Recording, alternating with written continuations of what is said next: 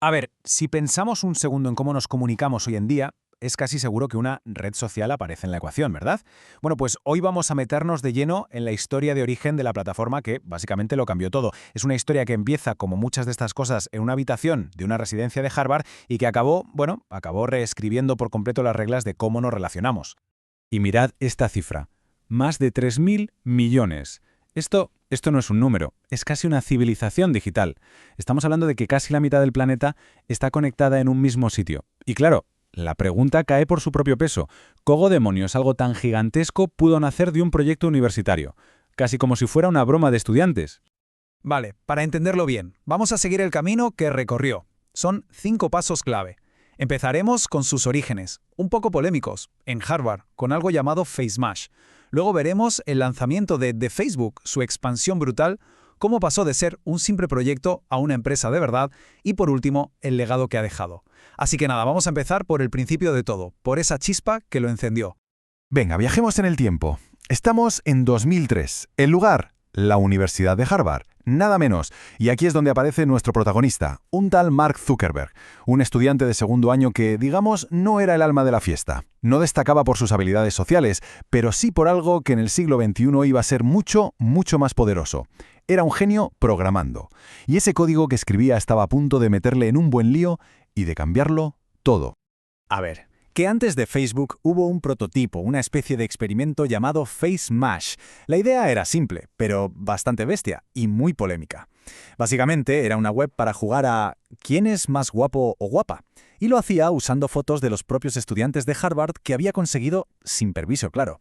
¿Qué pasó? Pues que se hizo viral a una velocidad increíble, tanto que tiró abajo los servidores de la universidad en cuestión de horas.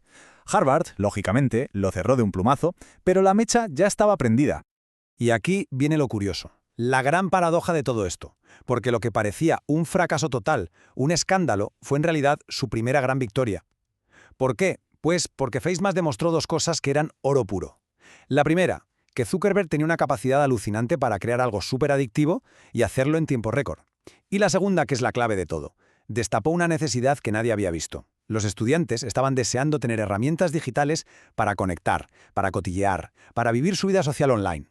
O sea, que el escándalo de FaceMash fue, sin creerlo, el mejor estudio de mercado que se podría haber hecho.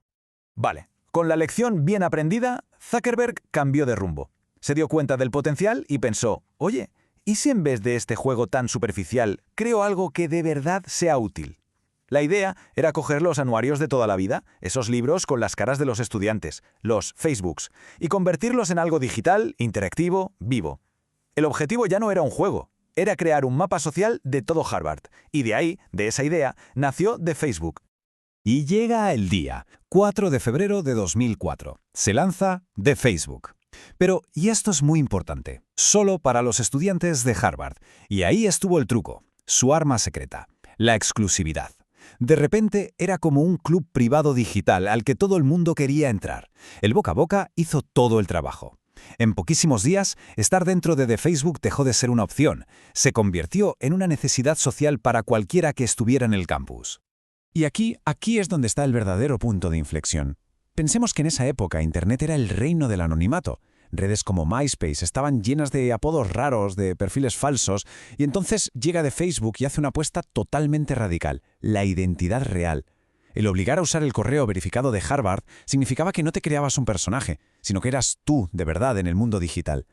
Esto ya no iba de entretenimiento, iba de crear una red de confianza. Y esa fue la auténtica revolución. Claro, un crecimiento tan bestia no podía ser un camino de rosas. Era de esperar que hubiera problemas. Y los hubo. Mientras la popularidad de Facebook se disparaba, aparecieron los gemelos Winklevoss y su socio Divya Narendra, acusando a Zuckerberg de haberles robado la idea para su propio proyecto, que se llamaba Connect You. Este conflicto legal se convirtió en parte de la leyenda, ¿no? Alimentó esa imagen del genio solitario que lucha contra todos por su idea.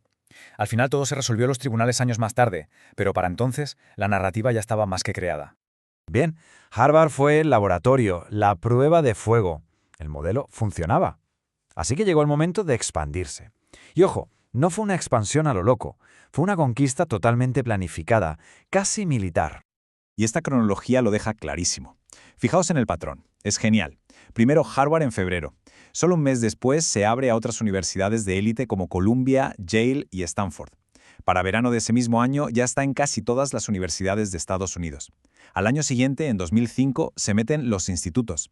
Y ya en 2006 se abren las puertas al mundo entero. Fue una estrategia de círculos, de ir de lo más exclusivo a lo más masivo. Una jugada maestra. Es que esta estrategia de crecimiento es de manual de psicología social. Lo del correo.edu no era para ponerlo difícil, era un filtro.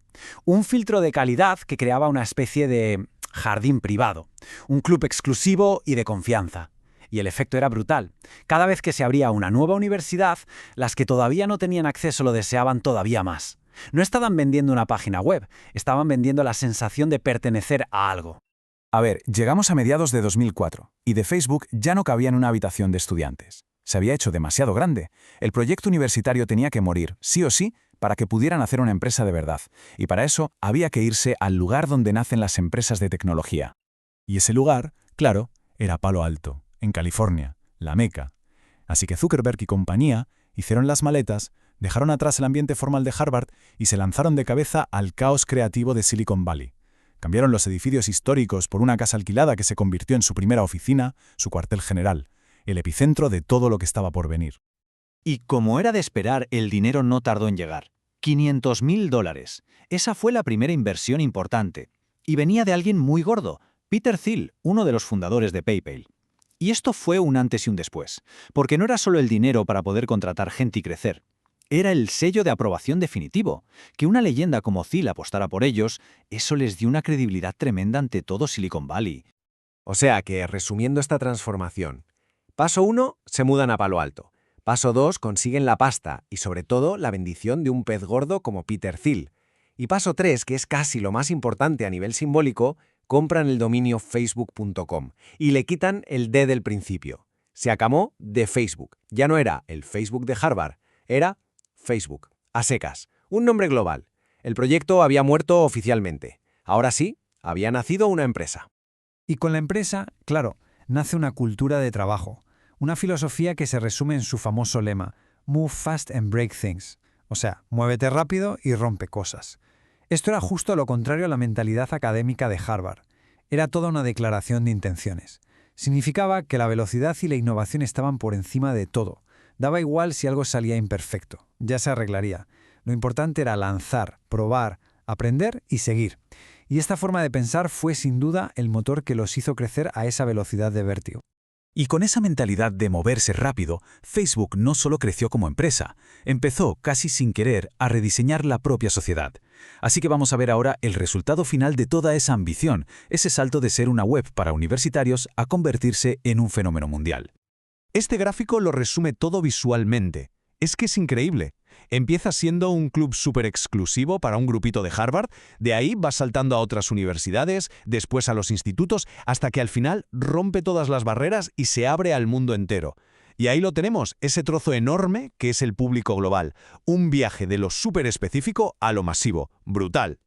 Entonces, ¿cuál fue la fórmula mágica? Pues es que no fue solo una cosa, fue la tormenta perfecta. Por un lado, el timing. Llegaron en el momento justo en que el mundo se estaba volviendo digital.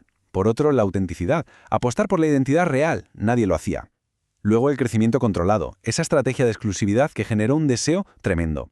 Y todo esto con una tecnología que funcionaba de maravilla y un diseño súper simple, súper intuitivo. La mezcla de todo esto fue lo que los hizo sencillamente imparables. Y así es como algo que empezó como un simple anuario digital para estudiantes acabó convirtiéndose en algo muchísimo más grande. Una infraestructura de comunicación global. Dejó de ser una web para cotillar las fotos de los colegas para convertirse en la nueva plaza del pueblo, pero a escala mundial. Un lugar que ha cambiado las reglas de todo, desde cómo ligamos hasta cómo se decide quién gana unas elecciones.